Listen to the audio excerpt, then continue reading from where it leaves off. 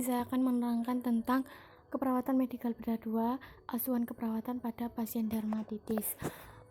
Untuk pengertian dermatitis adalah peradangan kulit epidermis dan dermis sebagai respon terhadap pengaruh faktor eksogen atau faktor endogen yang dapat menimbulkan edema, papul, vesikel, dan skuama, dan keluhan gatal. Untuk macam-macam dermatitis, yang pertama dermatitis kontak, yaitu yang disebabkan kontak langsung dengan salah satu penyebab iritasi pada kulit atau alergi. Neurodermatitis, peradangan kulit kronis, gatal, ditandai dengan kulit tebal dan garis kulit tampak lebih menonjol akibat garukan atau gosokan yang berulang karena berbagai rangsangan pruritogenik.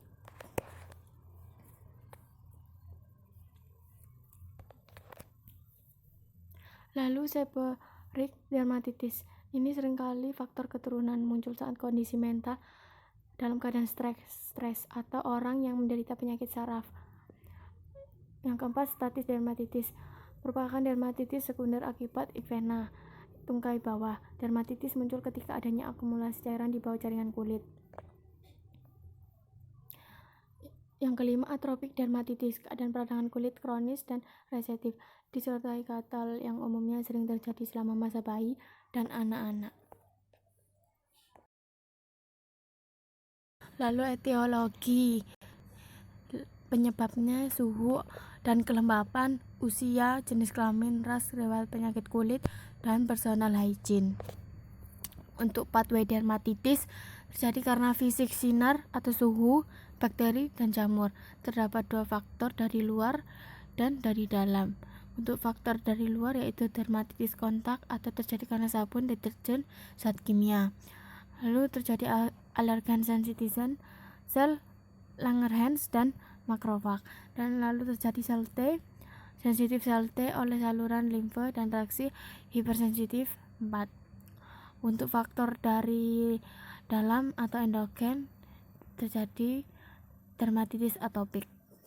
Untuk iritan primer, iritasi kulit, peradangan kulit atau lesi, resiko infeksi. Untuk kerusakan integritas kulit, lalu gangguan citra tubuh. Tanda dan gejala dermatitis atopik terjadi karena rasa gatal yang parah terutama di kulit yang tertekuk seperti dalam siku, depan leher, dan belakang lutut. Kedua, ruam yang bergerak dan berair jika tergores, bercak merah, kasar, pecah, atau kulit bersisik. Untuk dermatitis kontak, gejalanya yang pertama ruam merah atau benjolan, lepuan berisi air, sensasi terbakar dan panas pada ruam, kulit rasa gatal, serta kulit membengkak. Untuk dermatitis seborrheic, yang pertama sisik putih seperti ketumbe, sisik kekuningan atau kerak pada kulit kepala, telinga, wajah, dan bagian tubuh lainnya, serta kulit merah. Terdapat penata laksaan dua cara, yaitu non-medis dan medis. Untuk non-medis, pemberian kompres basah dan hangat dapat dilakukan pada daerah dermatitis yang kecil. Kompres basah dapat membantu memberikan eksema, sedangkan kompres hangat untuk mengurangi. Yang kedua, mengatasi kerusakan integritas kulit, mengatasi hipotermia, meningkatkan konsep diri klien. Untuk penata laksaan medis, yang pertama umumnya lesion yang netral dan tidak mengandung obat dapat dioleskan pada bercak-bercak eritema yang kecil. Kedua, preparat krim atau yang mengandung salah satu jenis kortikosteroid dioleskan tipis-tipis pada dermatitis yang menyebar luas. Pemberian kortikosteroid jangka diprogramkan terapi antiinflamasi topikal, misal steroid jangka pendek, dapat digunakan untuk menghentikan peradangan. Lalu komplikasi, berikut dampak jangka panjang dermatitis. Yang pertama, infeksi neurodermatitis, bekas luka, gangguan keseimbangan cairan dan elektrolit. Infeksi sekunder khususnya oleh Staphylococcus aureus, hiperpigmentasi atau hipopigmentasi, post-inflamasi. Yang terakhir, jaringan parut muncul pada paparan bahan korosif atau ekskoriasi. Lalu teori asuhan keperawatan pada klien dermatitis.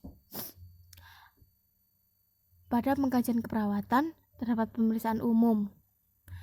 Yang pertama, identitas penderita, keluhan utama, riwayat penyakit sekarang, riwayat penyakit masa lalu, riwayat penyakit dalam keluarga, pengkajian psikososial, genogram. Lalu pemeriksaan fisik, yaitu lakukan B1 sampai B6.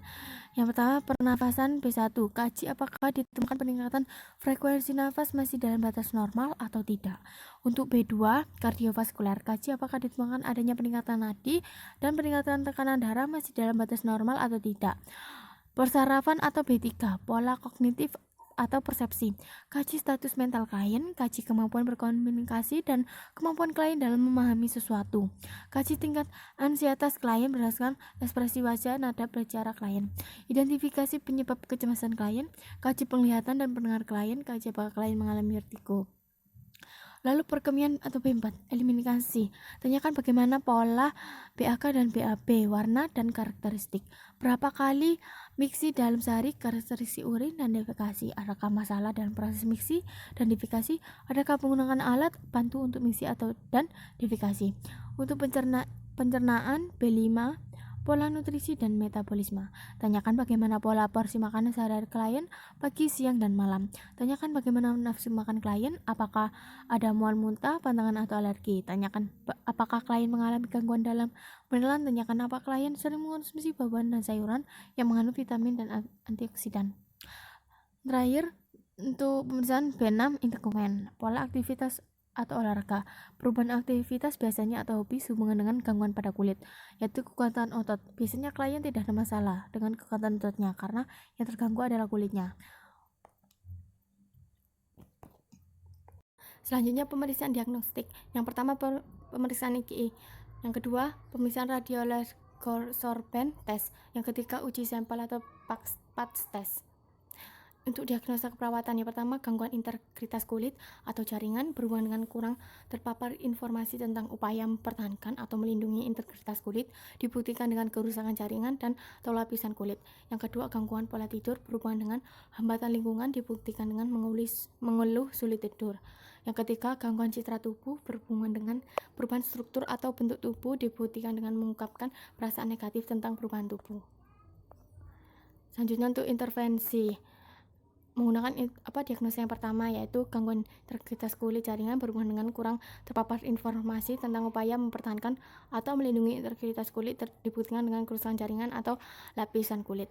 Untuk luaran keperawatan, yaitu setelah dilakukan intervensi selama 3 kali 24 jam, maka tingkat integritas kulit dan jaringan meningkat dengan kriteria hasil. Yang pertama, elastisitas meningkat, hidrasi meningkat, perfusi jaringan meningkat, kerusakan jaringan menurun, kerusakan lapisan kulit menurun dan nyeri menurun, pendarahan menurun, kemerahan menurun, hematoma menurun, lalu pigmentasi abnormal menurun, jaringan parut menurun, nekrosis menurun, abrasi komia menurun, suhu kulit membaik, sensasi membaik, tekstur membaik. Lalu untuk intervensi utama yaitu menggunakan perawatan integritas atau jaringan kulit. Melakukan observasi. Yang pertama, identifikasi penyebab gangguan integritas kulit. Lalu terapeutik. Yang pertama, ubah posisi tiap 2 jam jika tidak paring. 2. Lakukan pemijatan pada area penonjolan tulang jika perlu. 3. Bersihkan perineal dengan air hangat terutama setelah periode diare. Yang keempat, gunakan produk berbahan petroleum atau minyak pada kulit atau alami dan hipoalergik pada kulit sensitif. Hindari produk berbahan dasar alkohol pada kulit kering. Yang terakhir, menggunakan pelembab. Anjurkan minum air yang cukup. Anjurkan meningkatkan asupan nutrisi. Anjurkan meningkatkan asupan buah dan sayur. Lalu menghindari terpapar suhu ekstrim. Dianjurkan menggunakan SPF minimal 30 saat berada di luar ruangan, dan anjurkan mandi dan menggunakan sabun secukupnya. Untuk kolaborasi belum ada.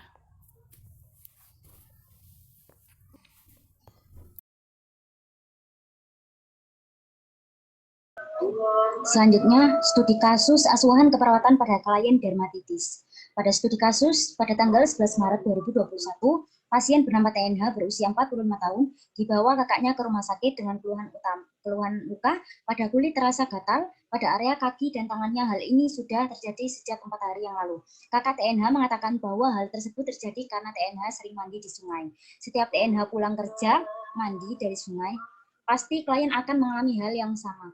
Kakak TNH mengatakan bahwa TNH sudah 3 kali mengalami penyakit yang sama. Setiap pulang dari sungai, TNH pasti akan mengalami penyakit yang sama. Saat dilakukan pengajian TTP, didapatkan hasil TTP kesadaran kompos mentis, tekanan darah 120 atau 26 Hg, pola napas 80 kali per menit, respirasi 20 kali per menit dengan suhu 30 derajat Celcius, tinggi badan 160 cm, berat badan 500 kg. Setelah diperiksa, ternyata TNH mengalami dermatitis. Untuk pengajian biodata pasien dengan nama TNH, umur 45 tahun, agama Islam, pendidikan SMA, pekerja swasta, status pernikahan menikah. Alamat Surabaya, diagnosis medis, dermatitis kontak. Nomor RM 001234XX, tanggal masuk 11 Maret 2021. Dengan penanggung jawab dengan nama TNB, umur 50 tahun, agama Islam, pendidikan SMA, pekerja karyawan, status pernikahan menikah. Dengan alamat Surabaya. Selanjutnya, riwayat kesehatan, keluhan utama TNH mengeluh luka gatal dan merah pada area kaki dan tangannya. Riwayat kesehatan sekarang, kakak TNH mengatakan bahwa hal tersebut terjadi karena TNH sering mandi di sungai. Setiap TNH pulang dari mandi di sungai, pasti pasien akan mengalami hal yang sama. Riwayat kesehatan saat dikaji pasien merasa sangat terganggu akan gatal dan merah yang dirasakannya. Hal ini sudah dirasakan sejak 4 hari yang lalu sampai saat ini. Untuk riwayat kesehatan terdahulu, kakak TNH mengatakan bahwa TNH sudah 3 kali mengalami penyakit yang sama. Setiap pulang dari sungai, TNH pasti akan mengalami penyakit yang sama. Riwayat penyakit keluarga pasien tidak ada yang memiliki riwayat penyakit yang sama dengan pasien. Riwayat psikospiritual, yaitu klien mengatakan kalau dirinya sering menyendiri karena malu dengan penampilan tubuhnya. Selanjutnya, pada pemeriksaan fisik, TTV, kesadaran kompos mentis, dengan tekanan darah 120 atau 80 Hg, pola napas 80 kali per menit, respirasi 20 kali per menit dengan suhu 30 derajat Celcius, dengan tinggi badan 160 cm, dengan berat badan 50 kg.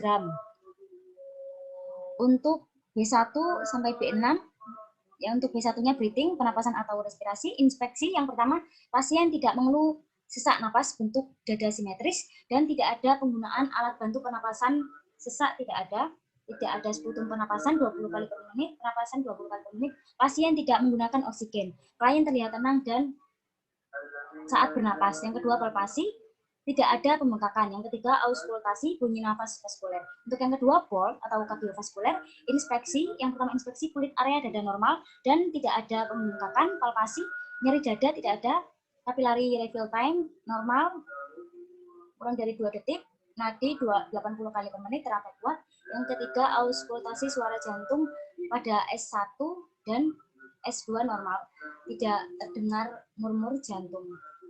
Yang ketiga, brain atau persyarafan, inspeksi mata, sklera putih, konjungtiva, merah muda, pupil, isokor, untuk persepsi sensori, pendengaran kanan kiri normal, penciuman dalam batas normal, pengecapan dapat merasakan manis, asin, dan pahit, penglihatan kanan kiri kabur, perabaan dapat merasakan tekanan atau sentuhan atau panas dingin. Untuk palpasi, bentuk kepala simetris, kesadaran kompos mentis. Untuk yang keempat, bladder atau perkemihan.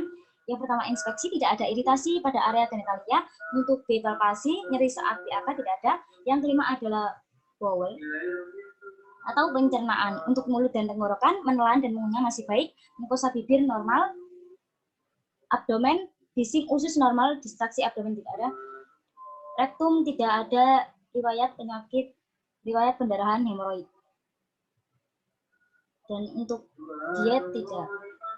Selanjutnya, C, palpasi kulit, tangan, nyeri tekan, tidak ada nyeri pada luka di tangan. Edema, adanya udem pustula. Yang C, elastis kulit, tidak elastis. Kaki, nyeri tekan, tidak adanya nyeri pada luka di tangan. Edema, adanya udem atau pustula. Elastis kulit, tidak elastis. Untuk B6, bone atau muskuloskeletal dan integumen. Yang untuk A, inspeksi atau tulang belakang, kifosis, tidak ada. Lordosis, tidak ada. Inspeksi kulit, tangan, warna kulit kemerahan atau rubor, kekeringan, kering dan bersisik. Lesi, adanya lesi, kehangatan kulit, tangan TNH terasa hangat. Untuk kuku TNH pendek dan bersih. Rugor kulit tidak baik. Edema, adanya udem atau pustula. Untuk kaki, warna kulit kemerahan atau rubor, kelembapan kulit kering dan bersisik. Untuk kehangatan kulit kaki TNH terasa hangat. Untuk lesi, adanya lesi dan pustula. Rugor kulit tidak baik. Kuku TNH pendek dan bersih. Selanjutnya, pada pemeriksaan diagnostik, uji tempel eritma meragukan eritema plus papul, meragukan plus 1, eritema plus papul plus vesikel plus 2, eritema plus nekrosis plus 3. Terapi, nama obat dan dosis. Mupirokin cream 2%, cara penggunaan dioleskan tipis 3 kali sehari pada lesi. Untuk analisa data dengan DS, klien mengatakan terasa gatal pada area tangan dan kakinya. DO tampak TNH sesekali menggaruk, terlihat adanya kemerahan pada area tangan dan kakinya. Klien terlihat gelisah. Untuk TTV, tekanan darah 120 atau 86 Hg, pola napas 80 kali per menit, respirasi 20 kali per menit dengan suhu 30 derajat Celcius, kesadaran kompos mentis. Untuk etiologi, perubahan suhu atau kelembapan infeksi, bakteri atau jamur. Untuk masalah gangguan integritas kulit. Selanjutnya, yang kedua, DS, klien mengatakan tidak nyaman dan terasa sangat gatal pada area tangan dan kakinya. Untuk DO, raut wajah TNH tampak gelisah dan sesekali menggaruk tangan dan kakinya. Untuk TTV, tekanan darah 120 atau 86 Hg. Untuk pola napas 80 kali per menit, respirasi 20 kali per menit, suhu 30 derajat Celcius, tekanan kesadaran kompos mentis. Untuk etiologi, perubahan suhu atau kelembapan infeksi bakteri atau jamur. Untuk masalah gangguan rasa nyaman. Selanjutnya, diagnosa keperawatan. Yang pertama, gangguan integritas kulit atau jaringan dengan kode D0129, BD kelembapan dengan DD kerusakan jaringan dan lapisan kulit. Dengan referensi SDKI 2017 halaman 282. Yang kedua, gangguan rasa nyaman dengan kode D0074 BD, gejala penyakit dedet merasa gatal, dan referensi SDKI 2017 halaman 166. Selanjutnya, intervensi keperawatan. Diagnosa keperawatan PPNI. Yang pertama, gangguan integritas kulit. Gangguan integritas kulit atau jaringan dengan kode D0129 BD kelembapan dan DD kerusakan jaringan dan lapisan kulit.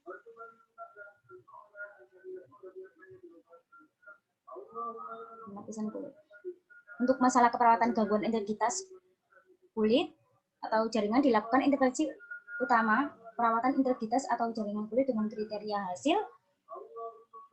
Yang pertama, elastis meningkat. 2, hidrasi meningkat. Yang ketiga, kerusakan jaringan menurun. Kerusakan lapisan kulit menurun. Yang kelima, kemerahan menurun. Yang keenam, sensasi membaik. Yang ketujuh, tekstur membaik. Untuk intervensi utama, perawatan integritas kulit atau jaringan kulit. Selanjutnya, gangguan rasa nyaman dengan kode BD dengan kode D0074 BD gejala penyakit, DD merasa gatal. Dengan kriteria hasil yang pertama, rileks meningkat. Yang kedua, keluhan tidak nyaman, gelisah menurun, gatal menurun. Dengan intervensi utama, terapi relaksasi. Selanjutnya, untuk implementasi keperawatan pada tanggal 12 Maret 2021, DX1 implementasi mengobservasi apa yang terjadi penyebab gangguan integritas kulit. Yang kedua, memberikan pasien makanan buah-buahan dan air minum yang cukup. Untuk yang ketiga, memandikan pasien secara lembut dengan air yang bersih, sabun yang ringan, dan air hangat. Yang keempat, mengoleskan mupirocin krim pada lesi 3 kali sehari. Yang kelima, mengoleskan lotion atau minyak atau baby oil pada daerah yang kering. Untuk respon gangguan integritas kulit, pasien disebabkan oleh dermatitis. Yang kedua, tidak ada reaksi alergi yang timbul. Yang ketiga, pasien mengatakan tubuhnya terasa lebih segar dan bersih setelah mandi. Yang keempat, tidak ada reaksi negatif seperti alergi. Pasien mengatakan merasa lebih nyaman karena gatal berkurang.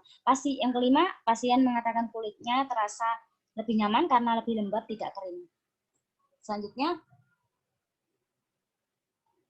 yang kedua, DF2 yaitu implementasinya mengidentifikasi penyebab gangguan rasa nyaman. Yang kedua, membuat suhu ruangan pasien menjadi sejuk untuk mengurangi rasa gatal. Yang ketiga, memposisikan pasien senyaman mungkin dengan posisi semi-fowler. Yang keempat, menjelaskan mengenai teknik relaksasi yang akan dilakukan. Yang kelima, mengajak teknik relaksasi nafas dalam untuk mengurangi garukan.